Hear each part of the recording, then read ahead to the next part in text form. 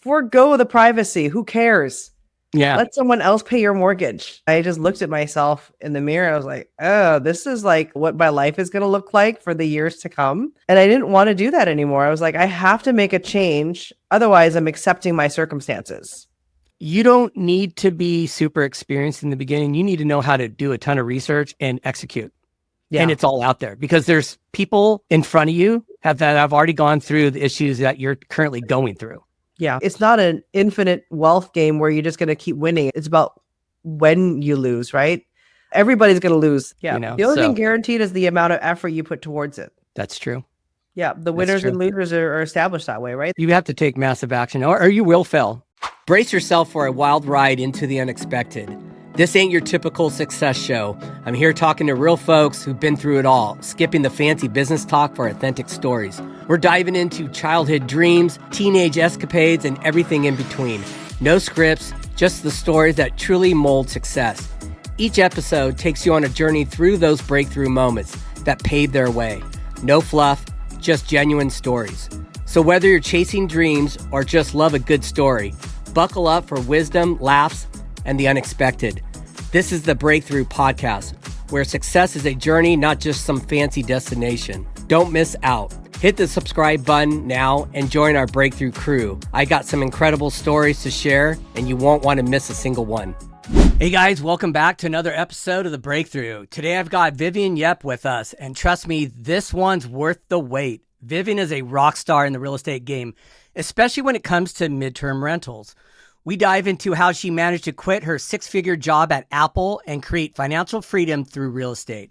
We're talking about crazy strategies, flipping houses, and even how she managed to build a successful rental business while perfecting her wake surfing beer bong skills. Yeah, you heard that right. So whether you're looking to level up your investments or you just want to hear some wild stories, this episode is packed with gems. Let's get into it. Hi. We're back. Hi. Round two. Let's go. All right. Yeah. Why not? So it literally took me about a month to figure out how I wanted to approach you on coming back on because we're all busy and time and everything. And I was like, oh gosh, I felt like, you were having a coughing attack and you're sick that day. And then I was having audio issues. And then also on the other part that I wasn't telling you, but Riverside, it sometimes scrubs, like the screen you'll start talking and you kind of blend and it keeps going. And it confuses me because I think that the recording's going to be bad. So then it throws me off my game. And then I'm completely stressed out during it. And you're trying to focus on doing a podcast and talk and things are going wrong. So, and then finally I saw a video on Instagram about somebody having issues and they wanted to bring the guest back and they got the guest back and everything. I'm like, call Vivian. Just at your service. Just invite her again. And if she says no, it's okay. I get it. If she says yes, great. Let's get back on. So. Honestly, it's so much better that you invited me back on because I literally had coughing fits and I could not stop that time. I was like, oh, I felt like I was wasting your time. So we're equal now. We're equal. That's good. So, I like your office looks different than last time. What did you change? Did you change anything? I actually haven't changed anything. It's really? Been the same. Okay. I've had it like this for about a year and a half now. So would you like a little tour? Yeah. Okay, that's what I think I saw last time. What are the houses over there? Oh, that is trophies, basically. We gave ourselves some trophies for all the properties we flipped in the past. Some of those actually became our midterm rentals. Cool. And it's just a nice reminder of how far we've come. Yeah, that's great. Sometimes we forget the journey part of it. Yeah. Because we're out there just like grinding it out day by day. Totally. And I thought it would make nice artwork. And I don't know. It just looks good. I like it. Yeah, I like thanks. it. So what does your portfolio look like, by the way? All of our properties are in the Austin area. We have 9 doors. 6 of them are midterm rentals. 2 of them are long-term rentals. 1 is a short-term rental. And then we have our primary home as well. Okay. What did you start off first? What did you buy? Oh, my very first investment that I'm not even talking about is from 2004. I bought a house in the Greater Toronto area, which is in Markham, Ontario. That's where I used to live. Back then, Toronto real estate was still affordable. And this is why you should buy real estate. Okay. Because in 2004, I bought a house, a single family house with a basement apartment, and I paid $260,000 for it. That same house today is probably worth $1 million. Wow. Yeah, that's crazy. So I was already house hacking before house hacking was even a Was word. a thing. Yeah. That's funny you bring that up. So was I at that point too. Yeah. I was just doing it because I'm like, I have 4 rooms. I got to rent it out. Everybody should be doing it. Forgo the privacy. Who cares? Yeah. Let someone else pay your mortgage. Yeah, I think you have to jump into that moment and then realize like, oh my gosh, I'm only paying a third of this mortgage and somebody else is taking care of it all for me, paying down my principal pay down. Like you have to kind of first jump in it to really realize it. I still house hack today. Do you really? Yeah. I live in a beautiful, country club neighborhood with like mid-century modern homes. And we have a studio in the back that's connected to our garage. And that pays my whole mortgage. Wild. Oh man, that's so awesome. How do you think I quit my job at Apple? I mean, come on. Yeah. Right. I structured my investments before I quit my job and on my way out my job so that I would be a zero expense lifestyle. Like all my expenses would be paid by something else. And it can only go up from there. Yeah, I think so. So back to your W-2. When did you quit? I quit in April of 2021. I waited for my stocks to vest. And then the very next day I quit because I couldn't handle another day in corporate life anymore. Yeah. Were you really starting that journey into real estate as well, as far as being an investor? Like before quit? Yeah. You're already in it. My story is when I was like 37 or 38 years old, I already had 2 kids.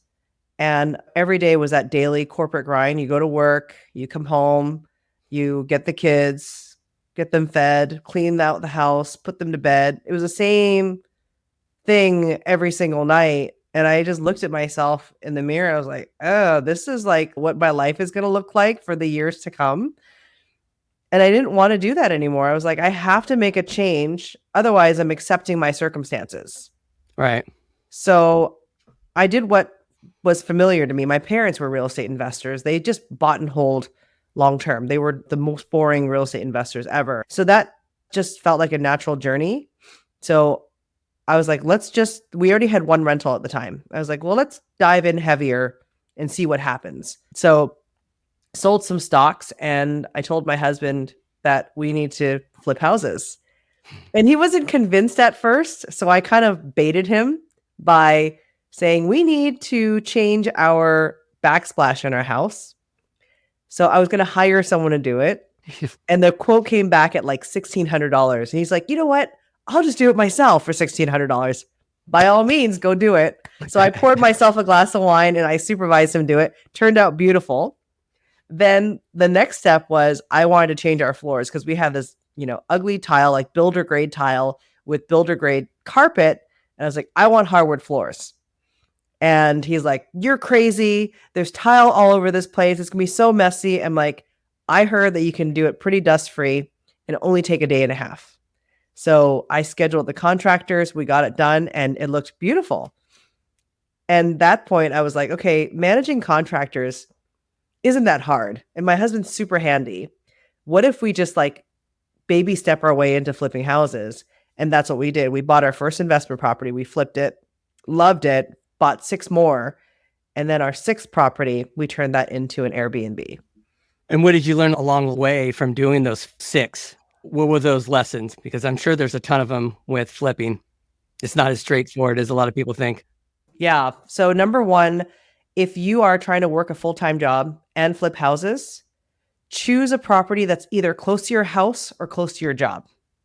Because time is everything at that point.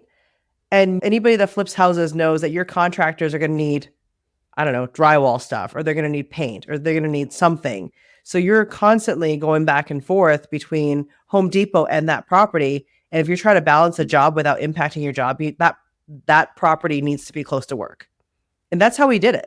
Good Right. point. All of our properties were within a 15-minute drive of our work. The second thing is try to flip. If you're going to flip, try to flip in the same neighborhood.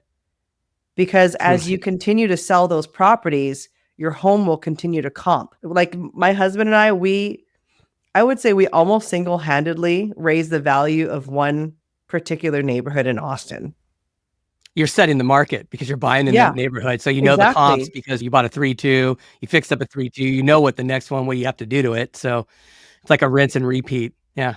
Number 3, know how to add value. So there's 2 ways that we added. Yeah, we found 2 ways to add value. So there's the emotional part and then there's the scientific, right?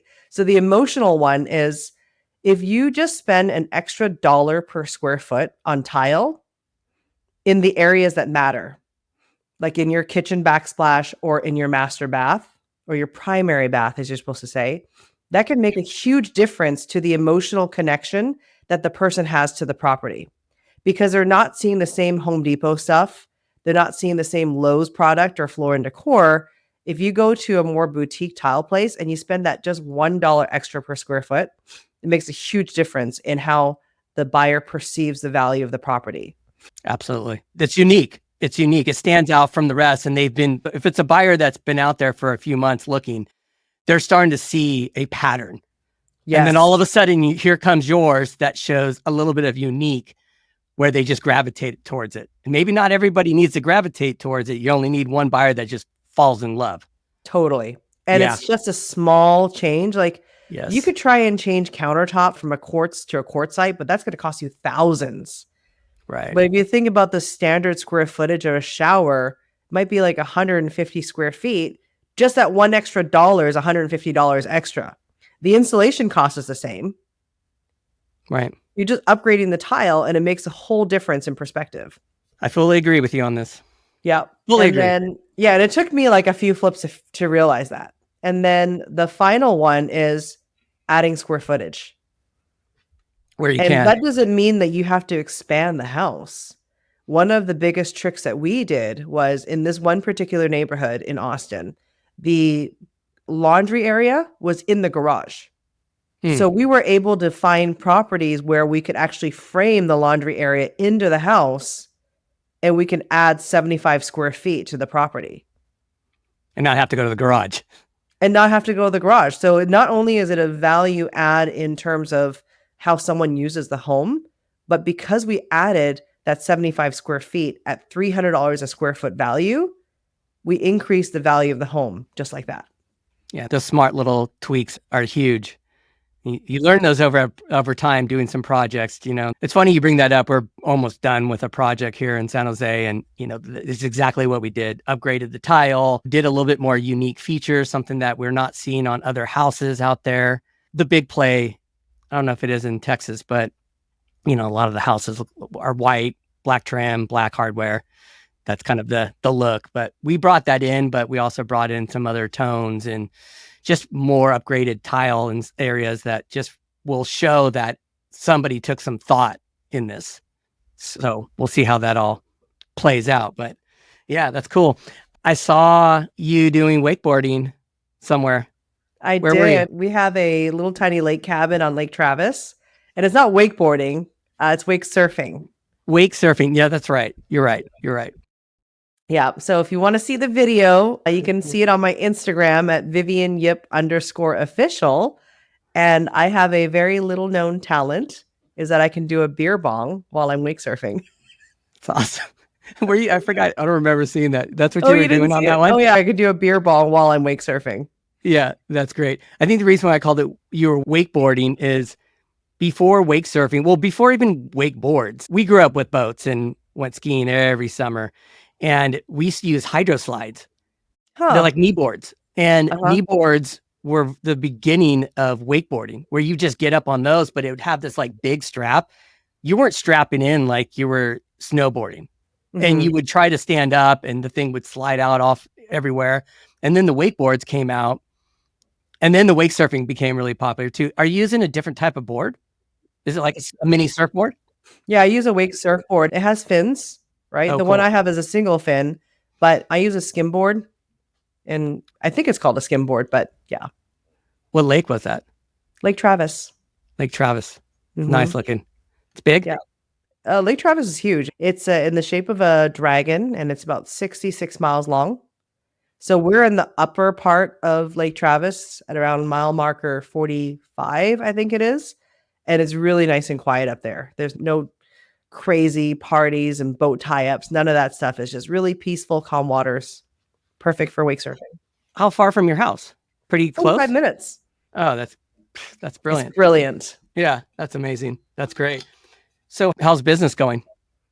Business is good. I wish it was better, but I think it's just a matter of time. We're getting a lot of momentum. So when you're asking about business, I think you're referring to my corporate rentals business Yeah, so and let's talk Hestia. about that. Yeah. Okay. Yeah, since I guess your audience doesn't know, I have a business. It's called Corporate Rentals USA. It's a marketplace to find temporary housing. And there's a brand that I created that's part of Corporate Rentals USA. It's called Hestia. And the idea behind Hestia is to go and pick the best properties in the single family home space with the best hosts, create a brand standard, and then market them under one brand. And then we take that brand to the businesses that use temporary housing, like insurance companies and corporate relocation firms. What states are you in? We are heavy in Texas. The companies that use our homes know us for Texas mostly, but we can certify homes all over the country. By that, I mean that I don't consider myself I'm not going to get you booked. That's not the idea. The idea is I'm going to elevate your brand or your personal property by ensuring that it meets a brand standard. We give it a stamp of certification, and then you can put that certification on all your properties, no matter where you list, whether it's your Airbnb listing or your Zillow listing or your Furnish Finder listing, whatever it is. The companies like insurance housing companies, they already know the Hestia name. So if they see your certification, they'll know that your property is better than the one that doesn't have a certification. What does a certification look like? What does a host need to go through or a homeowner to get that certification with you guys? So there's 3 levels, right? It's an application process. We don't accept anybody. You need to have at least 1 year of experience.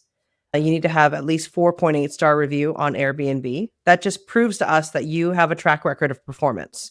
And the 1 year shows that you have experience dealing in the temporary housing space, right? Because things are going to come up. You're going to have toilets that don't work, or you're going to have HVAC filters that have problems. Like having that experience to respond to them quickly in this hospitality business is important.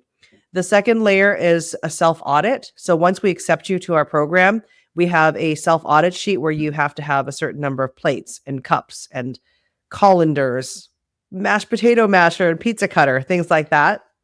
And then the third layer is we actually send an inspector to come into your home, and we do a 4-hour inspection. And that checklist is about 200 bullet points long.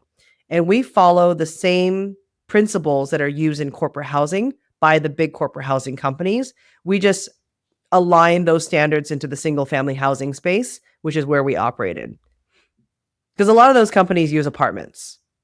So we're not going to check like parking lots or check mailbox keys. Ours is more about checking backyards, front doors, security, neighborhood, things like that.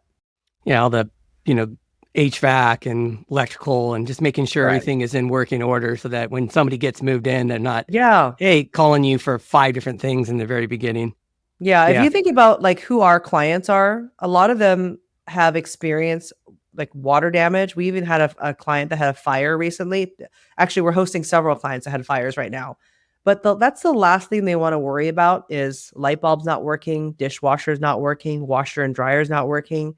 Why don't we provide them with a great stay from the get-go that we've already pre-inspected everything, and all they have to worry about is getting back to their normal life. And I don't know if you know this, but if you ever have an insurance problem, you suddenly become a general contractor. And a lot of people don't have the appetite for that. But that's the unfortunate truth is now they're thrown into like managing permits and appraisers and adjusters and contractors. Why don't we take the weight off their shoulders by providing them a home that they don't have to worry about so they can focus on those things? How long did it take you to build out this business? It's been a year and a half. I mean, I've been doing it myself for almost 5 years. So I've been developing the processes and I'm self-taught, right? There weren't any gurus or teachers when I started. Right. Midterm rentals was like a secret that I kept to myself for a long time. And what is it even called that? It wasn't even called that back in the days. No, it was just it was corporate housing. 30-day stay, corporate housing. I don't know. But I was self-taught. So I take a lot of the principles that I've learned and then I incorporate it into the brand standard.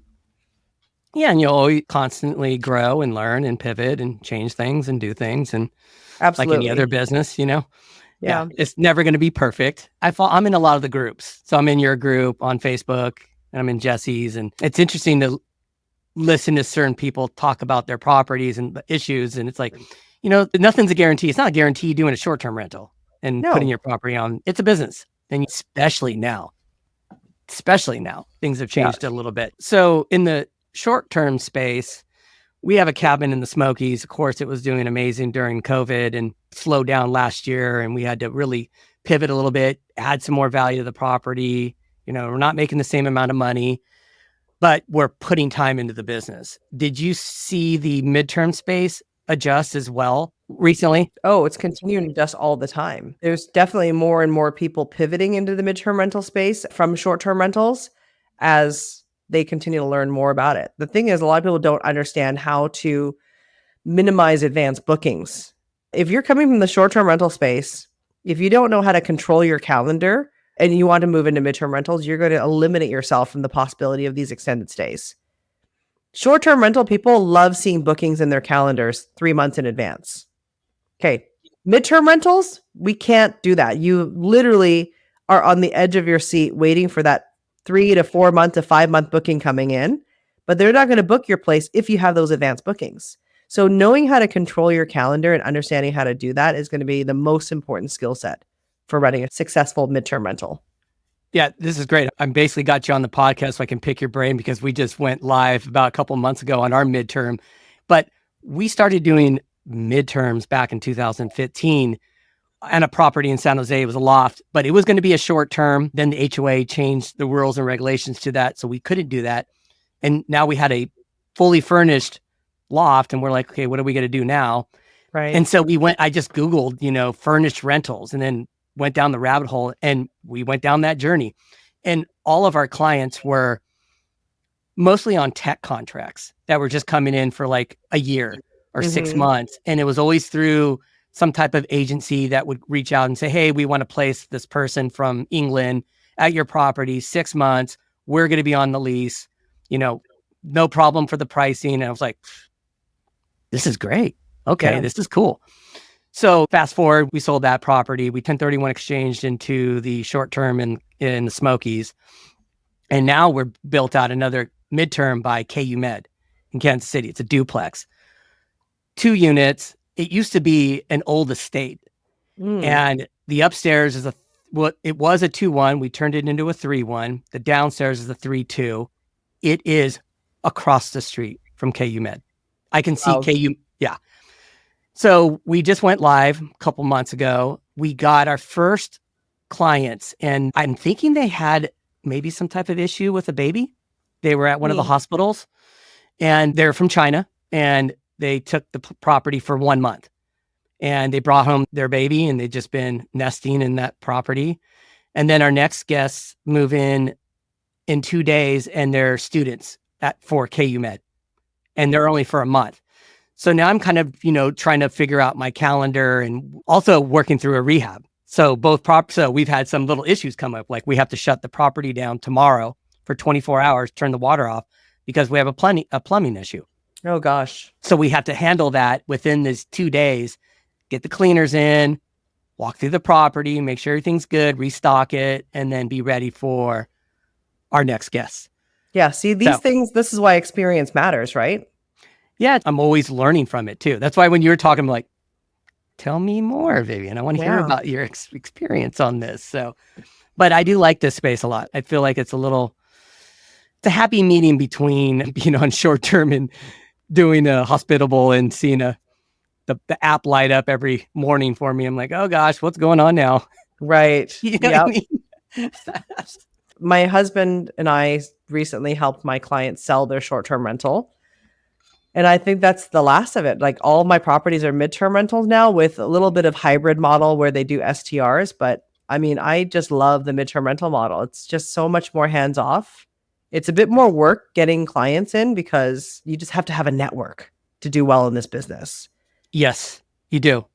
You have to really do research. It's not just, hey, throw it onto Furnish Finder and Airbnb and all of a sudden people are reaching out, booking. I hired somebody through Upwork that is just dealing with the midterm.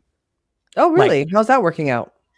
I think really good. And you know, what I had him do is I made a master list. Like, I want you to find every site. I want you to find everybody that is connected through L Solutions, anybody talking about midterm, anybody that's an agency that works there. I want emails, phone numbers. I want you to reach out to them, build out the list.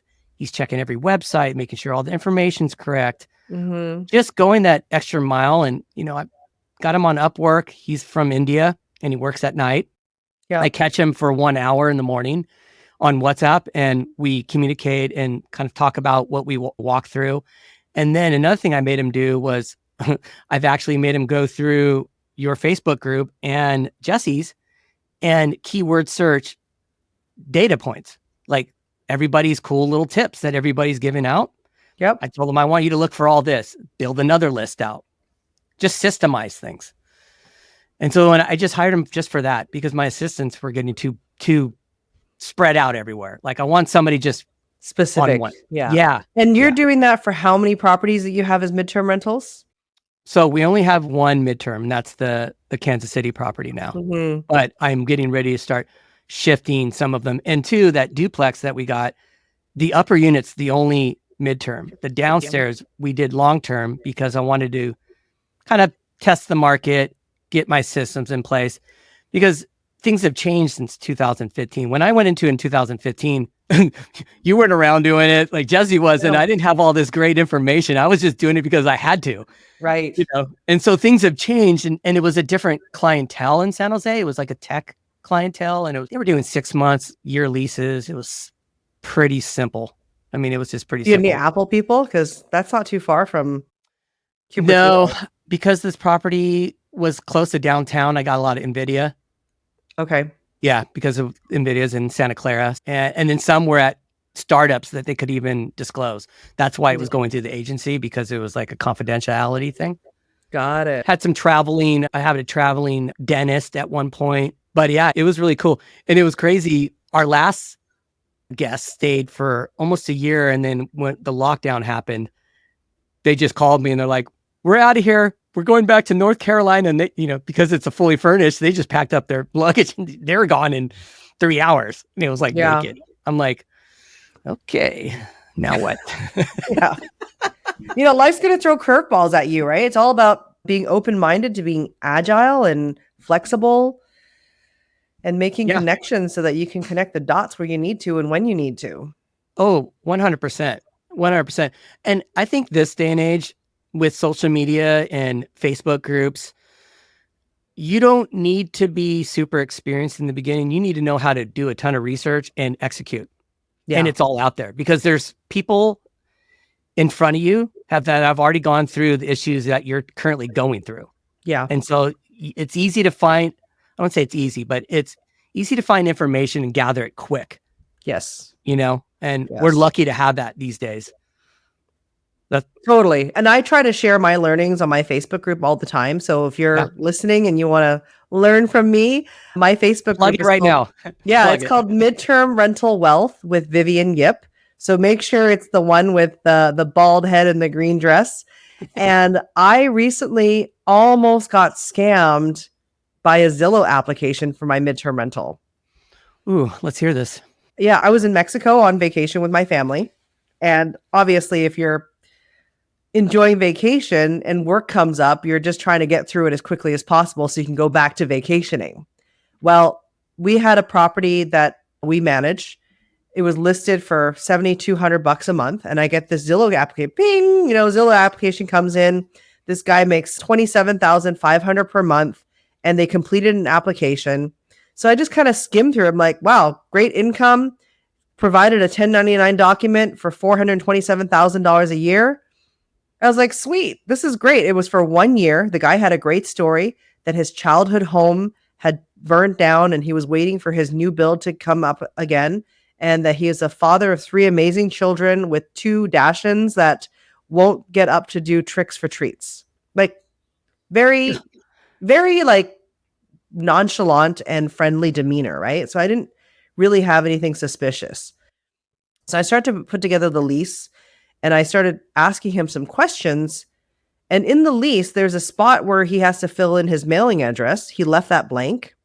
And then because I use a property management system for my business, there's a secondary ID verification where they have to upload their ID.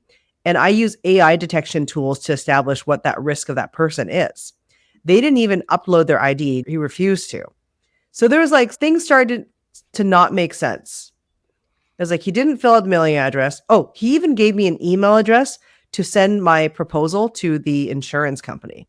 Because in insurance, you need to have proposals like pet fees, what your utility caps are, all that stuff, right? So I sent that off to the email address that he gave me. And they emailed back and said, okay, well, we need your W-9 form now so we can make sure we pay you out. Well, when they responded back to me, they gave me an approval letter.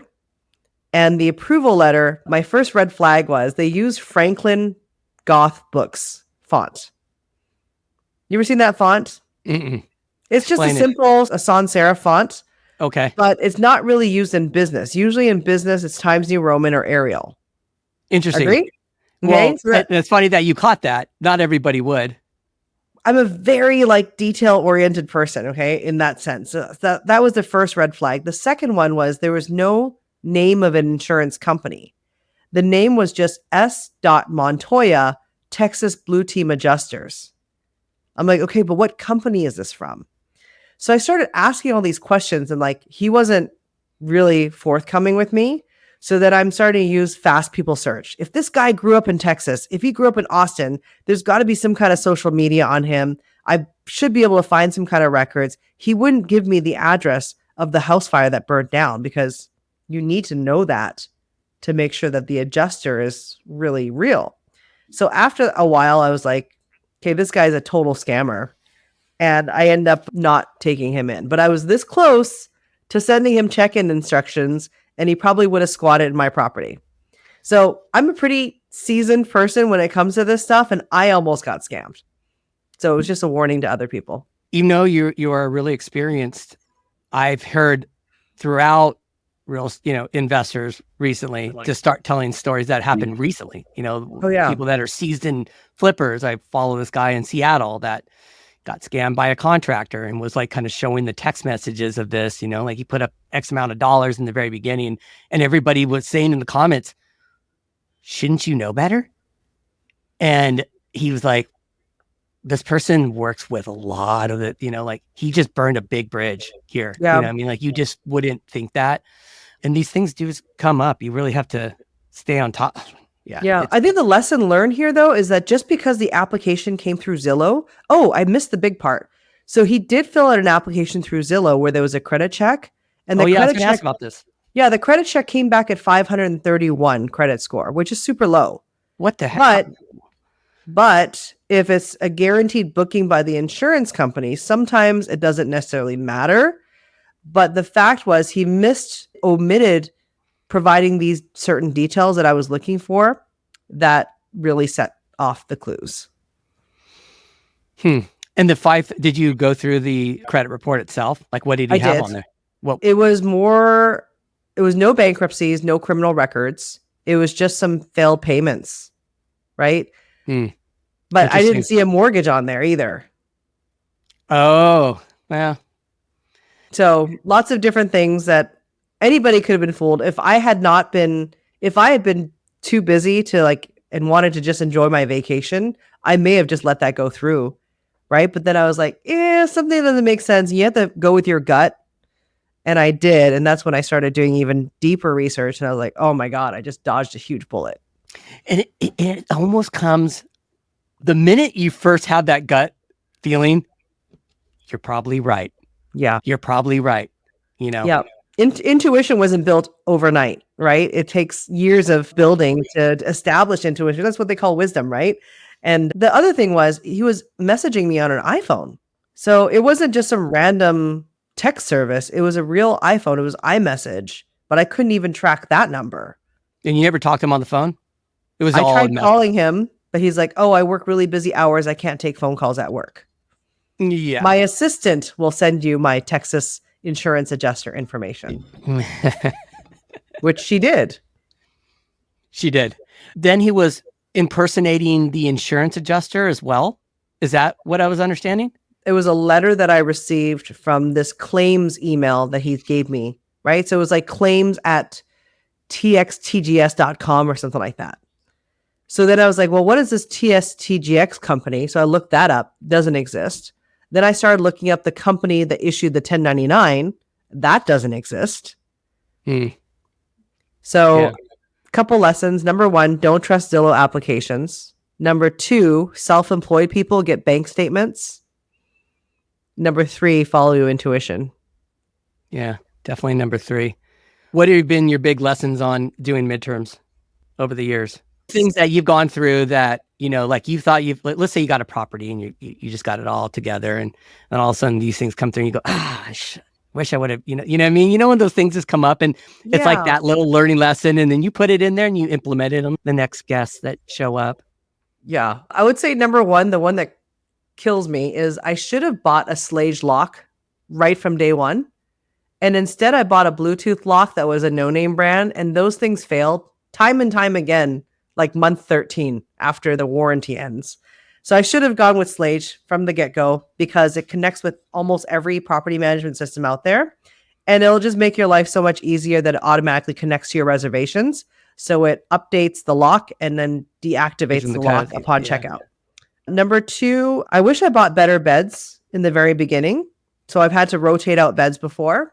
Number three, never buy a property with just one bathroom. I have a duplex that's a 2-bedroom, 1-bath. Number one, it doesn't rent out as well. Number two, if there's a bathroom emergency, if there's a toilet problem, it's an emergency. When there's a second bathroom or a second toilet, it's not an emergency if it breaks down. True, they have somewhere to go. That's a good point. Right. Yeah. Yeah. What else? Man, I could go on forever. Make sure you clean every 30 days. So let me ask you about that. So when you say clean every 30 days, let's say you have a traveling nurse, you got a 13-week in there. Are you building that into your lease agreement to say that, hey, the property's getting cleaned once a month? So I don't host travel nurses except for my one studio. Okay. And because I interact with them so much, I always have eyes on my property. But in my single family homes, we tell them they have to pay for it. And it's a mandatory requirement. That's how we upkeep the quality of our homes, right? And it saved me before. I had a guy that booked my property for 6 weeks to start. It was a single guy with 2 children and a dog. And my cleaner showed up at the 30-day mark. And they walked in. They're like, is this place occupied? I'm like, yeah, there's a guest in there right now. She's like, it's really strange in here. I'm like, well, what do you mean by strange? Well, there were dead flies everywhere, like dead flies all over the house. And I said, is there any luggage? And they said, there's no luggage in here. I said, are the beds touched? Doesn't look like they've been slept in. What about the bathrooms? Is anything going on in the bathrooms? Like there's one brown towel hanging up. I'm like, well, I use white towels. So that brown towel isn't mine. So then I'm like, okay, where are the flies coming from? And so they walked around the house and they've got their iPhone with me, FaceTiming, and they left the door from the kitchen to the garage open. So the flies came in the summertime and they had a birthday cake on the table that they had left out. The fridge was full of rotting food, but they still had 2 weeks left to their reservation. And they paid a lot of money for this. So I was like, well, go ahead and clean. Who knows where these people are? So they cleaned. I sent them a message and was like, hey, just letting you know, my cleaners came and cleaned everything. And he's like, okay, no problem. By the way, can I extend another 2 weeks? What? I was like, I guess so. At least I know the place is clean. So the cleaners, I extended their stay and the cleaners showed up 2 weeks later and they're like, yeah, they never came back. What? So that's crazy. Super weird. But yes, your cleaners will save you time and time again. Yeah, I'm all bummed out. I only have a 1 bath in my upstairs duplex. Well, the upper unit is a 3-1. The downstairs is a 3-2. Yeah. The upstairs was a 2-1. And where the kitchen was, I was like, why is this kitchen in this weird room? Like, let's open this up. So we moved the kitchen into where the dining is to make it a more open space and grab that little bedroom to get, obviously bring a better value. But now I'm like, I don't have a second bathroom. That's not to say you can't do it one day if you can fit it in somehow. Yeah, you know what? I probably can.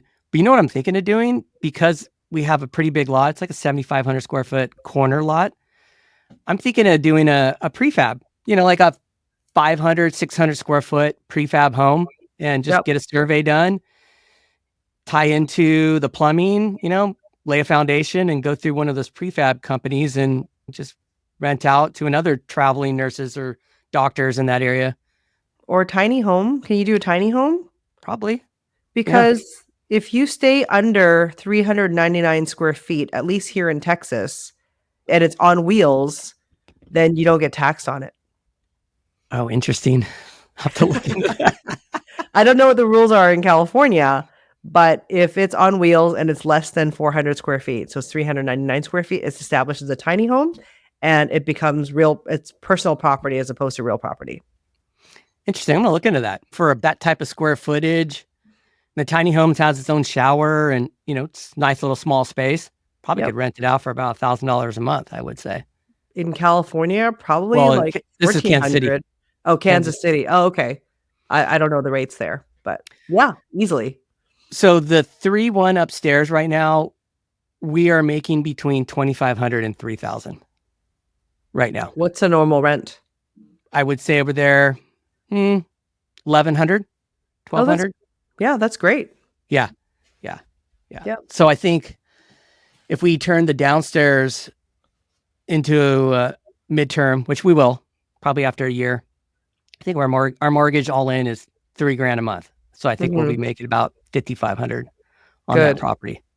So which is good. I like the location. I think maybe adding the tiny home or a small little ADU will probably, do good down the road too. Yeah. Are you looking to buy anything right now, or what are you doing? I'm not looking to buy anything. Truth be told, we actually lost $80,000 on a project about a year and a half ago. And, when you lose that kind of money, you get a little gun shy. Yeah. The market turned in Austin, right? Even though it was a flip.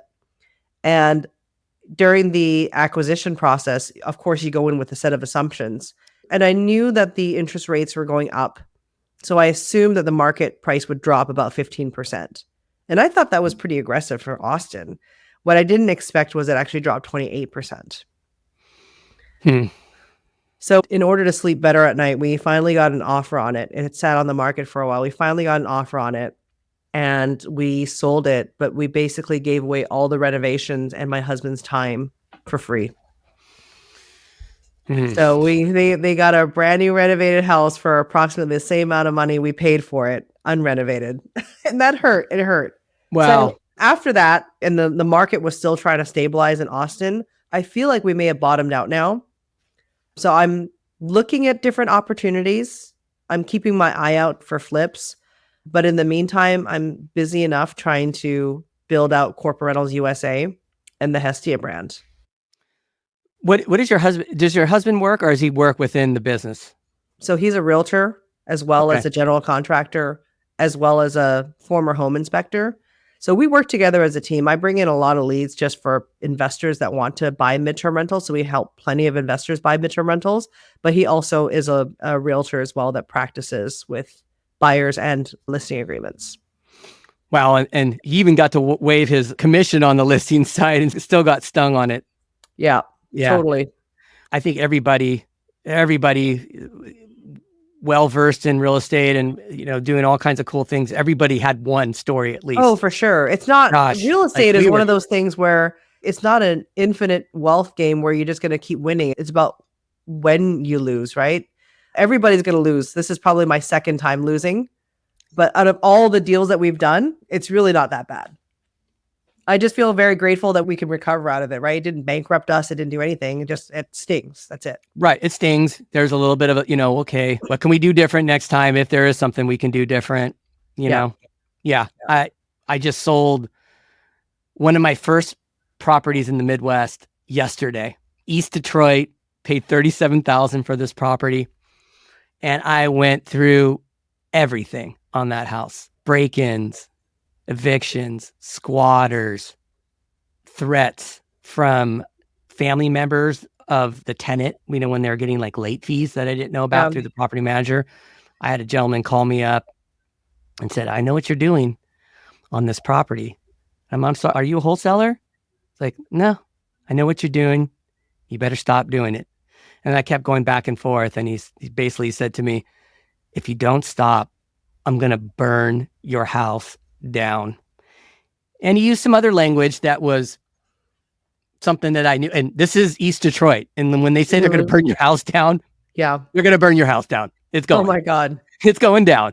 So I was in a Facebook group, and I was constantly looking through investors and seeing who was looking for certain types of buy boxes of things. And one guy came up and said, hey, I buy properties that are going through squatters or evictions and where landlords want to get out. Boom, I call him up. All right, I DM'd him, got on the phone. We go back and forth on price. He comes in a little lower. I thought about it for a week. I'm like, it's not worth waiting. We did the deal. We closed yesterday.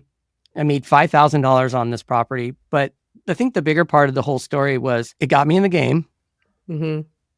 I took a lot of action. Yep. I had to go through really bad things.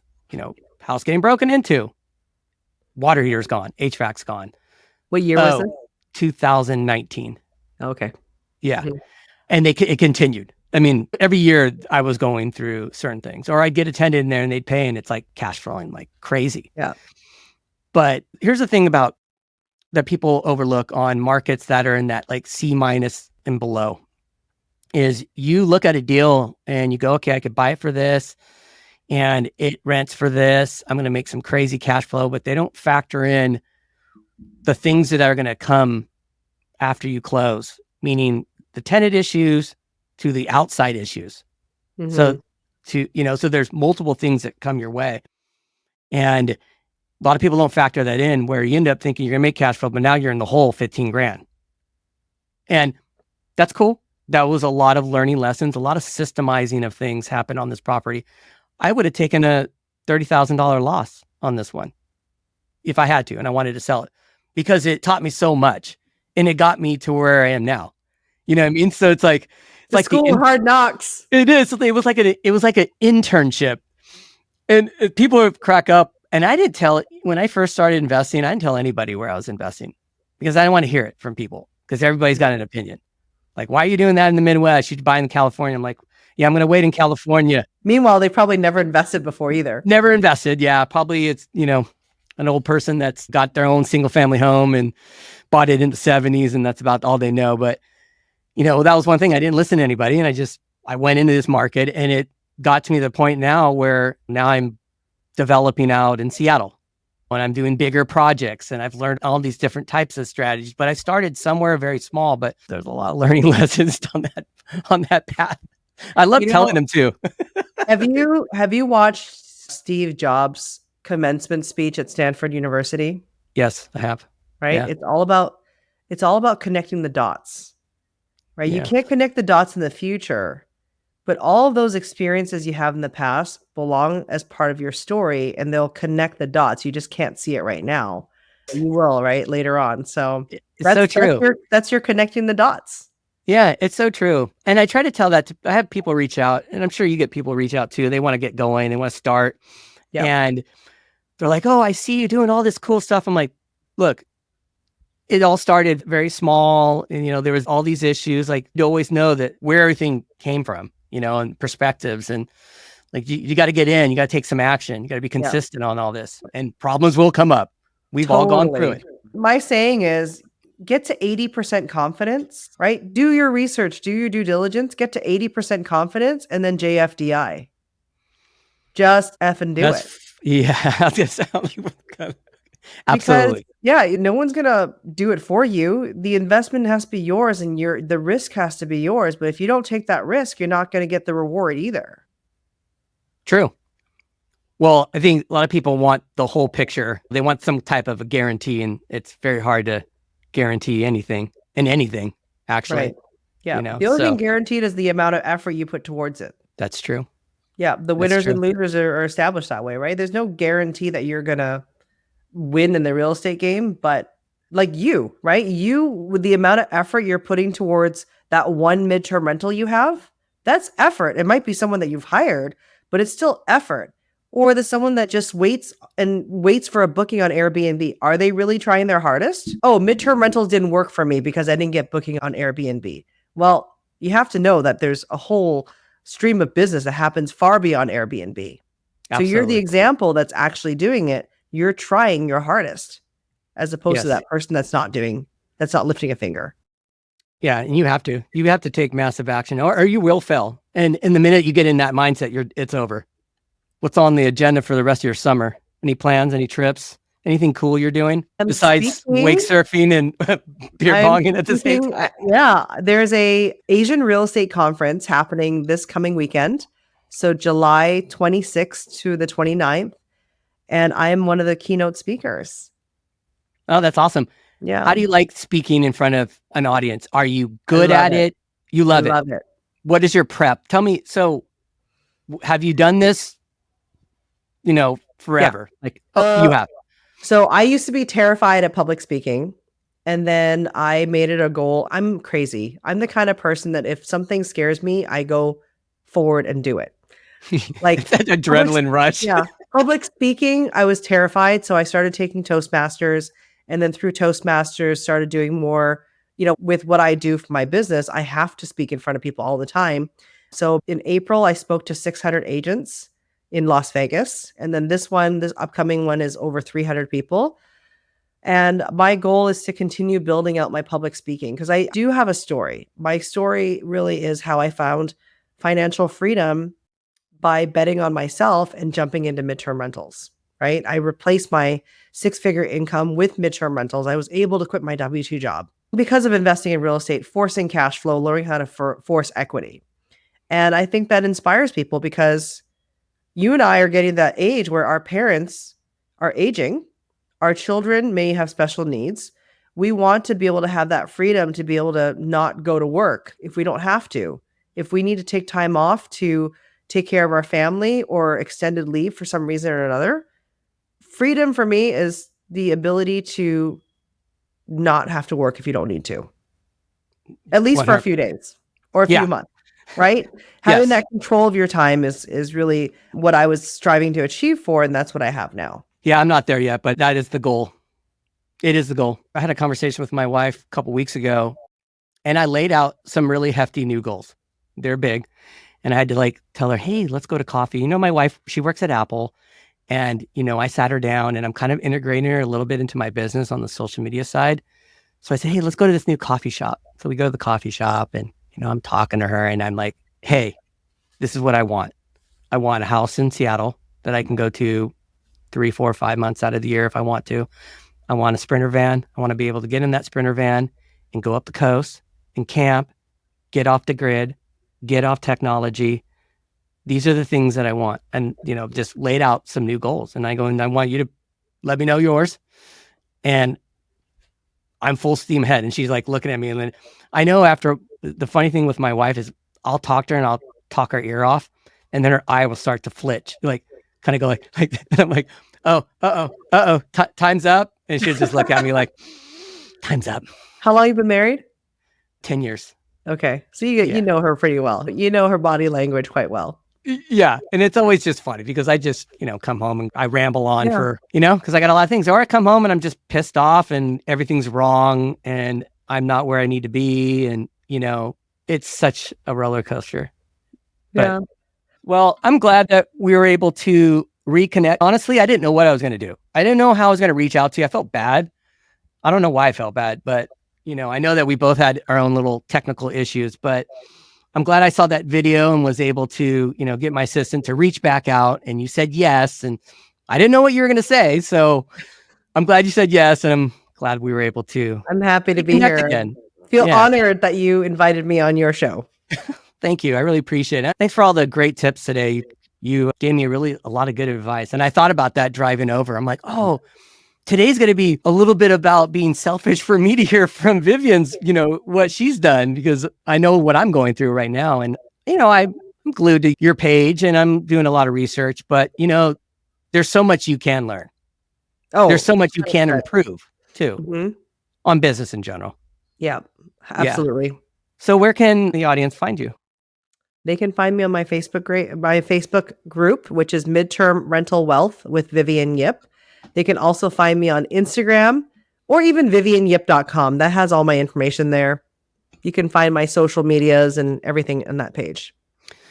Yeah, and for everybody that's listening and want to get into the midterm space, definitely highly suggest you follow her because she has a ton of great information. And if you're a new investor and you're going down, you're looking to do midterm, you want to surround yourself by the right people doing what you want to get into. And it's a faster route to learn from all the mistakes and, just get your business going. So I highly suggest you give Vivian a follow. And I really appreciate you jumping on today. And I will be talking to you soon. All right. Sounds good. Thanks so much. All right. Thanks a lot, Vivian. Thank you for tuning into our show, where we hope you found inspiration and gained valuable insights. If you enjoyed this conversation and want to stay updated on our latest episodes, be sure to subscribe to our podcast and share it with others who might benefit from it. We appreciate your support and look forward to bringing you more candid conversations and breakthrough moments in the future. Until next time, take care and keep exploring new ideas and strategies.